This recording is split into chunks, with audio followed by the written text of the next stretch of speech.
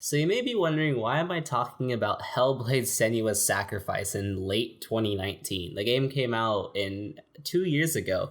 However, the reason why I'm talking about it is, simply put, reviewers just did not give this game, I think, the fair enough coverage that it deserves. Today's title is Hellblade, a game with sword fighting, Vision Quest, mental illness, and long lost lovers. So pretty much it's every Claude Van Damme movie smashed into one. It feels like part Thor with a bunch of God of War and tons of horror references thrown in for good measure. There's no combat tutorial. There's no objective marker or minimap. Hellblade is a game that you're not supposed to trust. Hellblade, it really got just known as the independent AAA game from Ninja Theory, and that it sort of had themes about psychosis in it, but no one really ever fully explored that topic or even covered it in great brevity. So what I want to do, and that is to say that in a review, I'm pretty sure there are some channels out there that have made videos talking about psychosis in Hellblade, but I'm talking about in a review in terms of its impact on the game and its significance.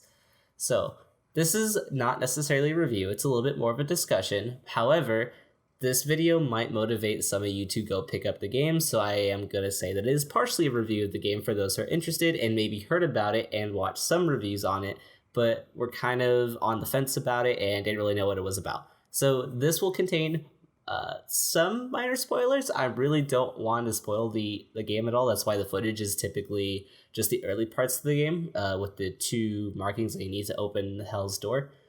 But I will try and avoid spoilers as much as I can without revealing too much of the story.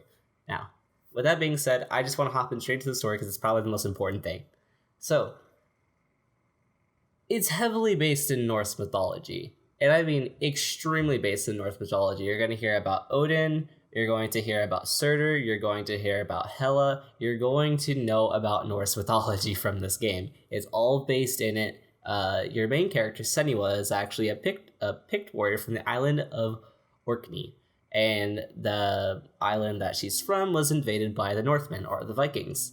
So yes, as you can tell, some history plays into it, and actually if you look up some of the documentaries on the game, there actually was a lot of focus on nailing the lore and getting it right for the game, which I appreciate. It's a really great detail to include in any game. However, while it is all based in Norse mythology, it's not entirely always faithful. Like Valravn is actually from Danish folklore. However, it works so well in the game, and it seems so seamless that it does not make it feel any less illegitimate. While mythology is heavy and central into this game, it is not the most important thing to understand. Like, if you don't know anything about Odin or the Norse gods or anything like that, it's fine. It's like the same thing with God of War. If you don't understand mythology, where it comes from or anything like that, you can still enjoy this game. I really don't want to make it sound like if you don't understand Norse mythology, this game's not for you. It's very much non-essential. However, some people will definitely explore it and find it very interesting. Now, Senua as a character is amazing. It is some of the best character writing I've ever seen in a game.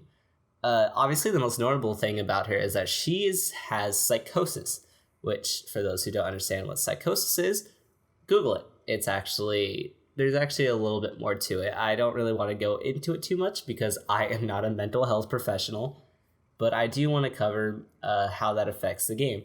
So Senua does experience hearing voices in her head, and she sometimes has delusions, or sometimes her entire mind shuts down in some sections of the game.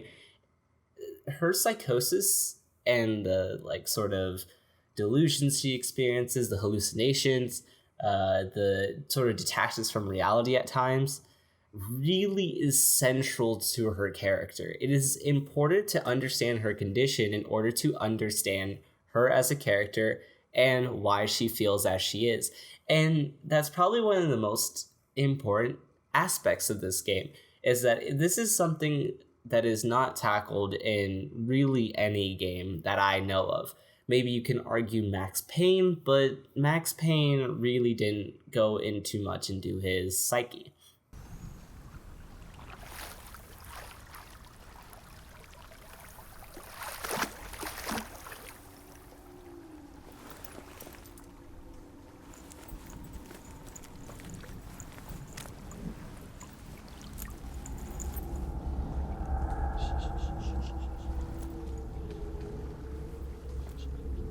What is she looking at?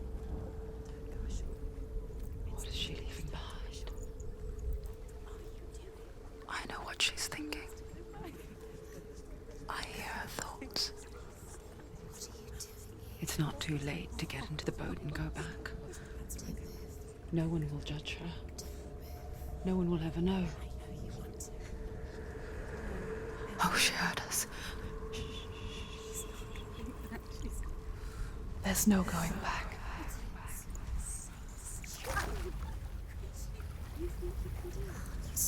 You can't do it. Senua pushes away a world that conspired to cause so much suffering. There's nothing to go back to, and worse to look forward to. Why don't you join us? Maybe you too have a part to play in this story. Comes off extremely well, and it makes her such a good, complex character. And it's hard. It's really hard to convey that in a review, because there are many spots in the game that gave me chills. There are many times in the game that had me rooting for Senua. And I'm not a person who is like really reactive to entertainment. I don't know if that makes any sense. But I don't typically get emotionally affected by entertainment all that much. Although there are some games, definitely like Metro Exodus, its ending left me actually pretty happy, just because of how it ended. I'm not going to spoil it for those who want to know. Just it's a pretty happy ending, and I think it's a good conclusion to the franchise. But that's an aside.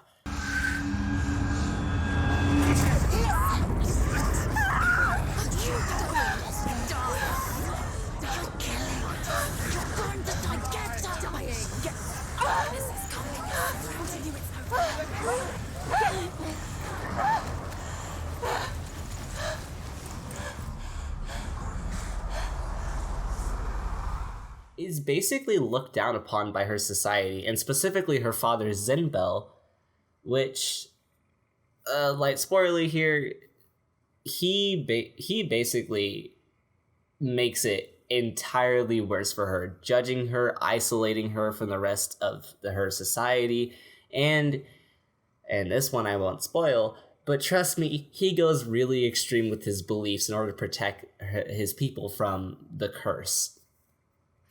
And which she does eventually find out in the story.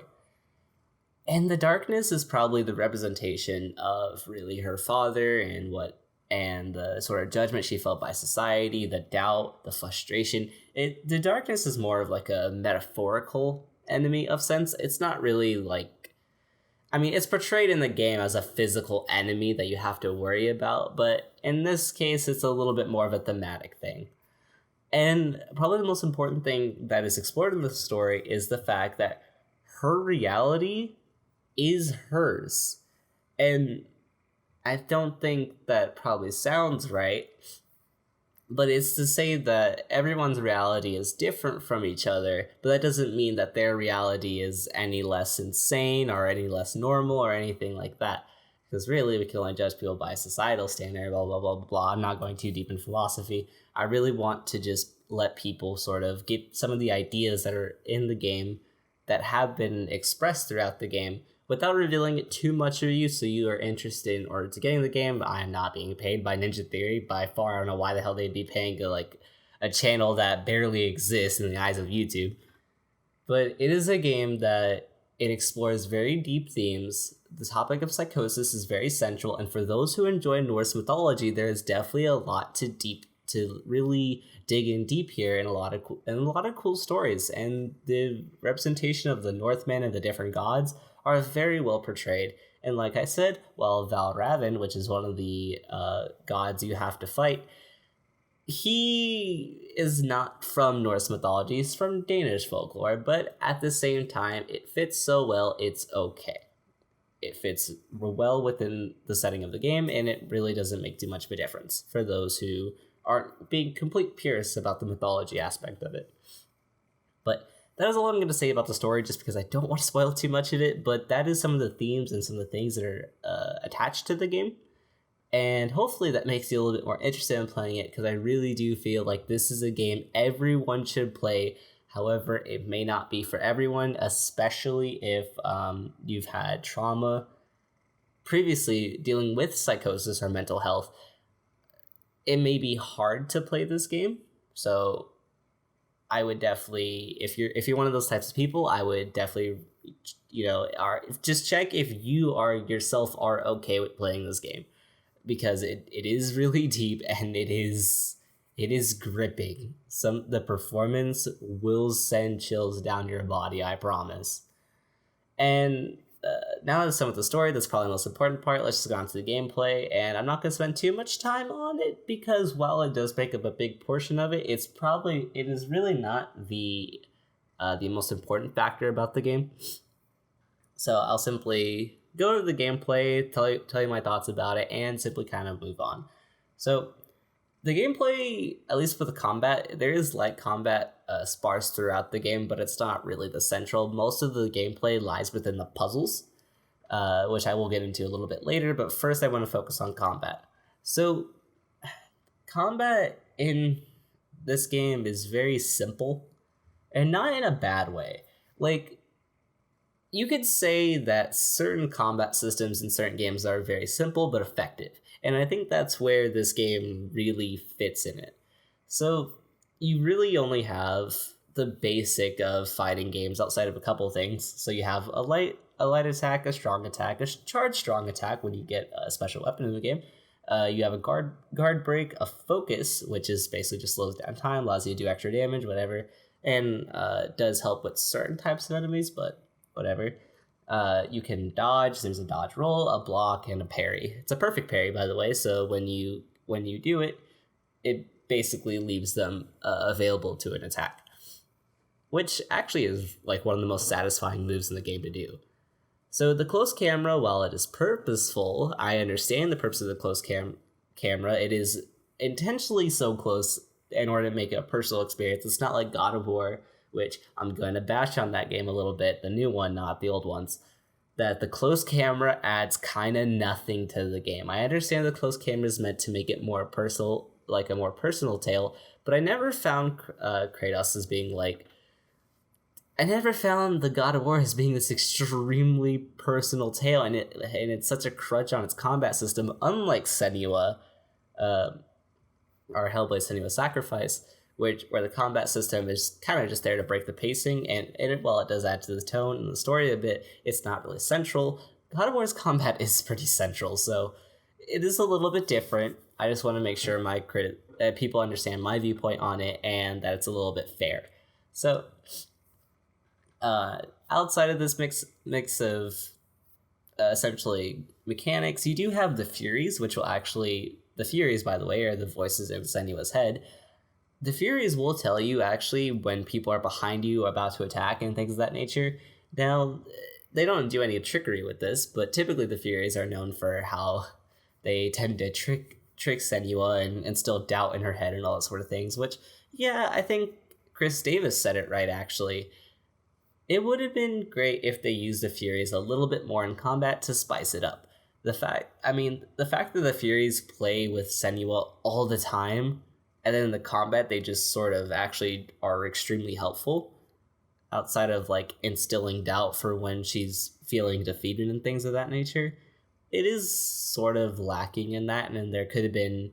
It's just that's so close to something like really a greater combat system, but it doesn't quite get there, which does suck, but whatever.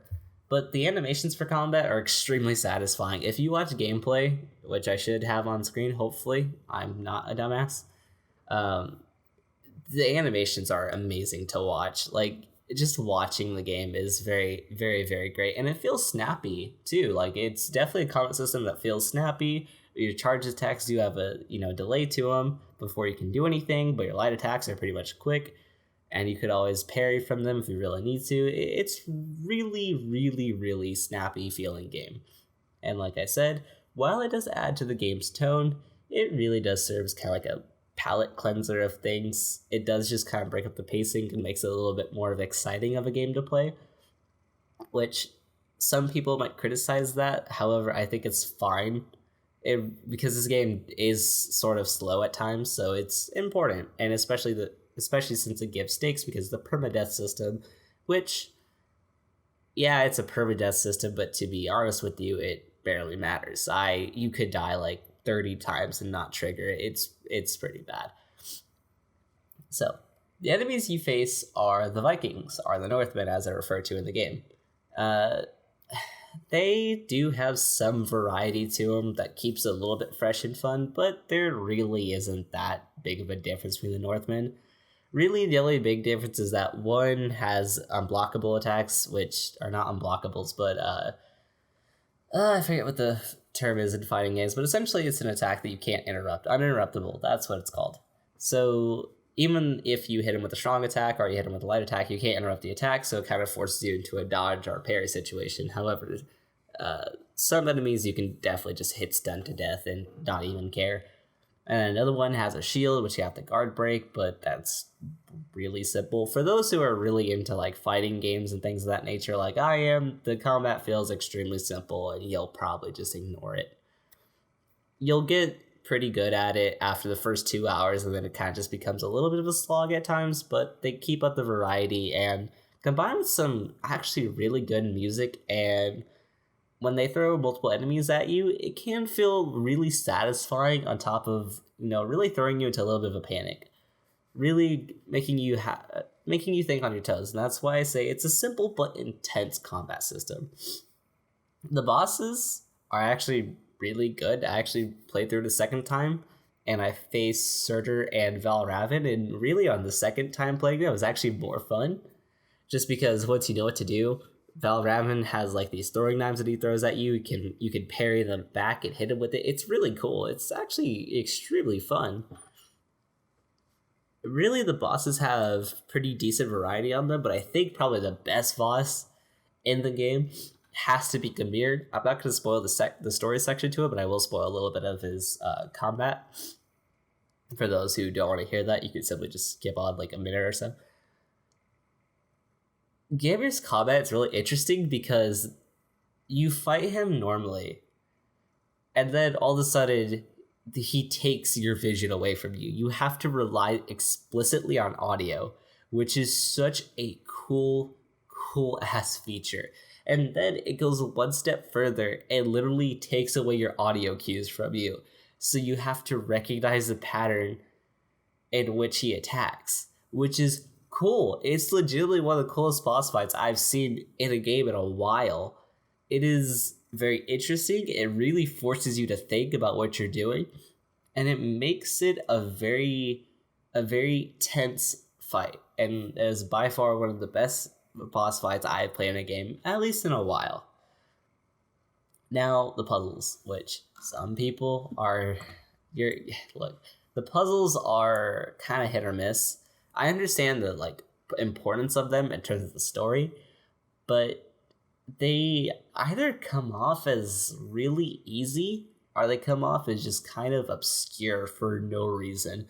There were a few times I got stuck just because it's like I didn't look at something quite the right way, or like it was something that was just like not even remotely obvious. It does have the aha moment sometimes, but this is not really a puzzle game for people who like puzzle games. Like, you're not going to come at this with the same satisfaction that you got from playing Portal. It really is just kind of an extra challenge. It's important to the game, and it's important for understanding Senua, and it does provide time for the game to provide some exposition.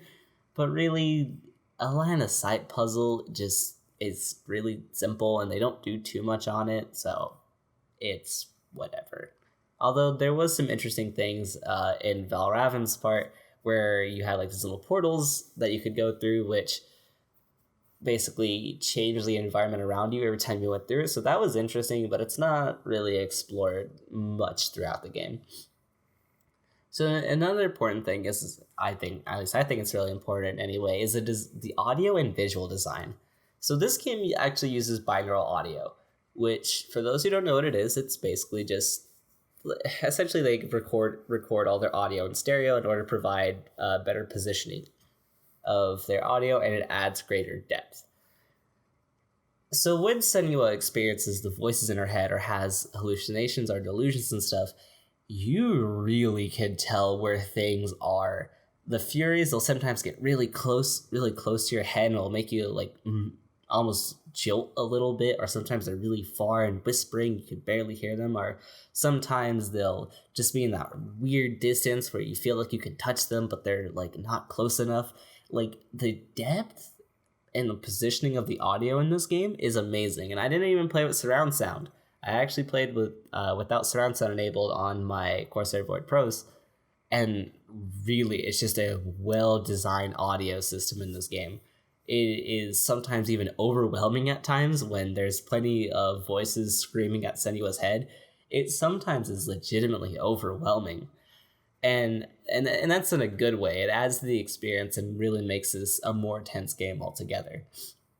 Now the music, well, I'm gonna sing this game's audios to absolute praise. The music is okay. I mean, I can see the inspiration that they had from Nordic folk music, as I actually decided to listen to Nordic folk music in order to find maybe some of the roots for this game's music. However, it's really not there. It's really more akin to like grim fantasy music. If you've heard it before, this is really what it's gonna sound like. It's not gonna be anything new that you heard before. However, one of my favorite tracks is definitely Hella, simply because it is actually a really good fight theme. It really got me pumped up when I got to the end of the game. So, music, while it doesn't stand out, it does add to the tone.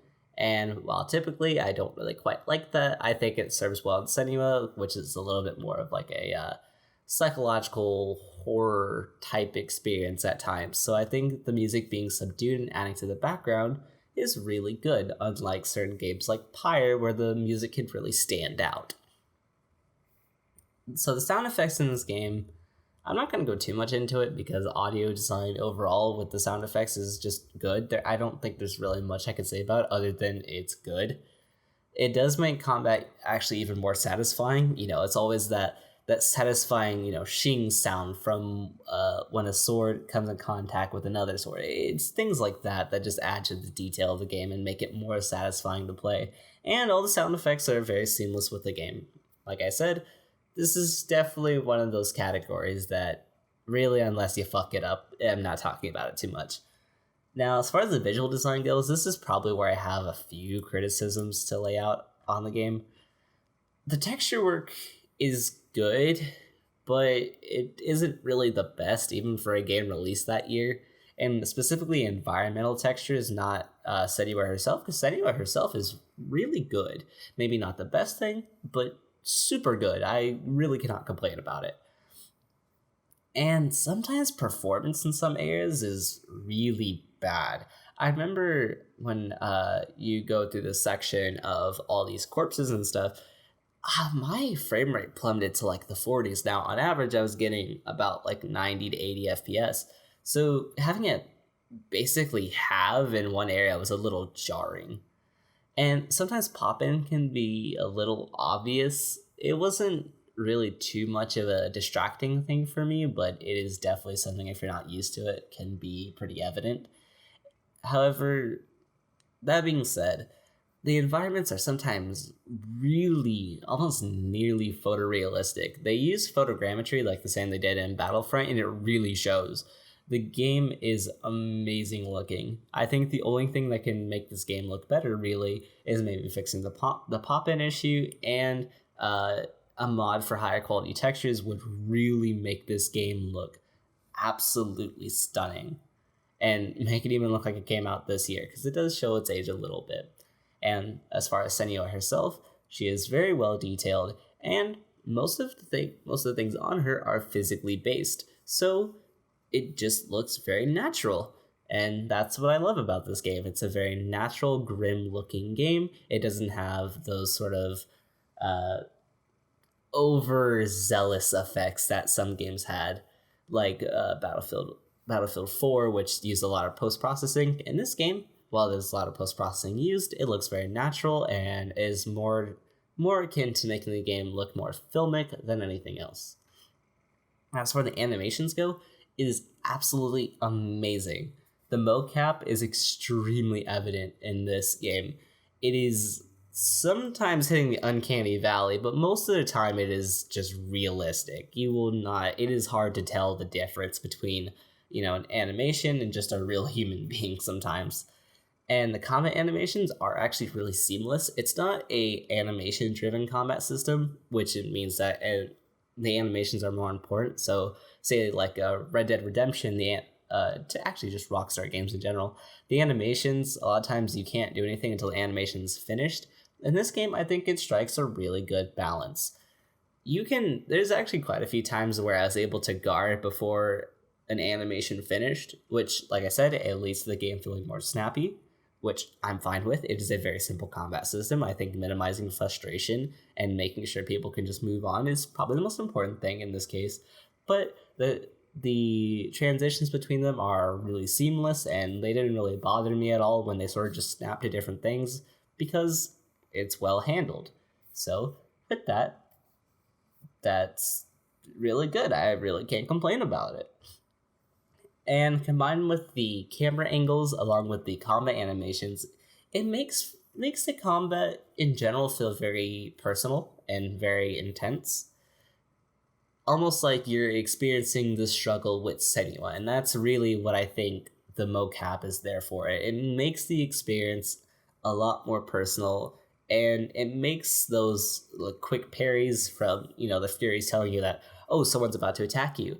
That snappiness all aids to this personal experience that Senua is going, where you have to panic and then get this parry in really quick. It adds to it. Everything in this game kind of builds off each other, and it only gets better the longer you play the game. Now, this game is 6 to 8 hours. I know for some people it's a bit off-putting, but it retailed at $30, but like I said, you can get it for $10.19 on sale right now. So with that being said, let's wrap it up. And specifically, one of the things I really want to talk about is the accuracy of Psychosis in this game. Now, one of the things I did after finishing this game was I looked at the documentary that was featured. It was like a little mini doc with the game. They had actual mental health professionals come and advise them with how to portray psychosis within Senua. And from what I can tell, the accuracy of it is really good. Now, that does not mean that if you play Hellblade that you're going to be an expert on psychosis because you experienced it, ? Obviously, this is a 6 to 8 hour game, and it can't portray everything about psychosis, and you can't experience the same thing that people who've gone through psychosis for years in their life or even months after a trauma or anything like that. You just can't really experience that. However, the accuracy of psychosis in Hellblade not only lends to its uniqueness, but also its importance. The fact is that this is really the only game that's ever tackled psychosis or mental health really in this way. Like I said, there are some people are going to say Max Payne kind of tackled it, but it really didn't. I don't think it's fair to say that Max Payne tackled mental health. It was a little bit more like an action flick, a good one, mind you, but it was a little bit more akin to an action flick than it was tackling mental health. But this is the only game that does it, and it's the only game that I've ever seen that tackles a serious issue like this extremely well. This game is akin to Spec Ops: The Line in how well it tackles a serious issue. For the people like me, right, who love some of these more artistic style games that can play complex themes, that can play sometimes things that can play, the fuck did I just say? Jesus Christ, words. That convey complex topics and actually talk about it in a realistic manner. Now, obviously, this is set in fantasy, but the things it's talking about are very realistic. The psychosis she goes through is not an exaggeration. I mean, yes, it is probably one of the worst cases of psychosis, as described by one of the mental health advisors in the mini doc. However, it isn't overly exaggerated. So while she experiences these very serious cases of psychosis, that doesn't mean at all the fact that what she's going through is comical or exaggerated. For some people, this is their life.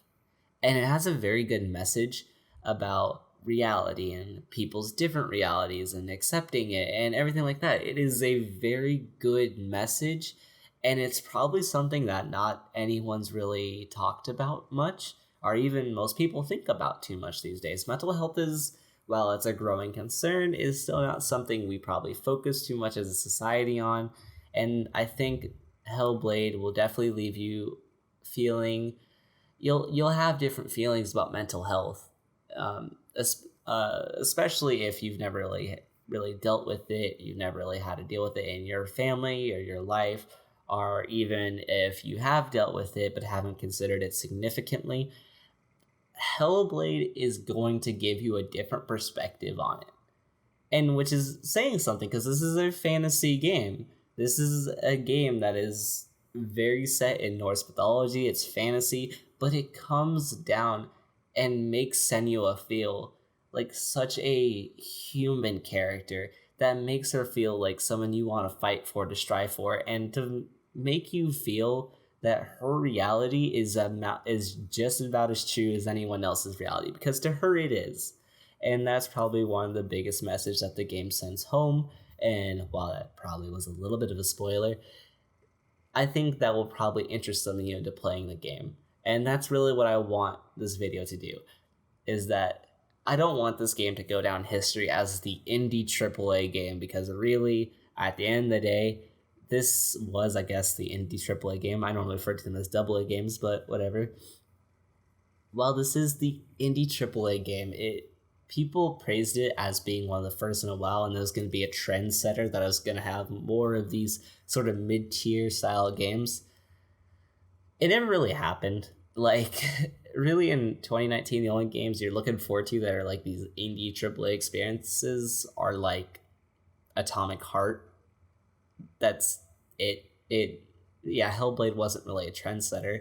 However, the game itself, in terms of how it talks about mental health and psychosis and hallucinations and things of that nature, that is what this game should go down in history for. The performance is amazing, yes. The story is amazing, yes. However, the topic it tackles is unique in this game, pretty much alone, and it really does leave you with something at the end of it, which is something that me personally, I like when a game does. I like when a movie or a game leaves a lasting impression, not just simply, wow, this was a really enjoyable game, say like Devil May Cry series. Yeah, they're really enjoyable games and I had a lot of fun playing them. However, they have no real lasting impression other than the fact that I found them fun. This game, though, will leave that on you, and I cannot stress enough the importance of the message it conveys, and on top of that, how serious the topic it covers and how well handled it is. That is it for this sort of review, rant, discussion thing. I don't know what it is, but if there's one thing that if I've done right today, that you, the person watching this video, all I want you to do is to go to the Steam store and at least check it out. If you don't buy it, that's fine. Put it on your wish list or something, man.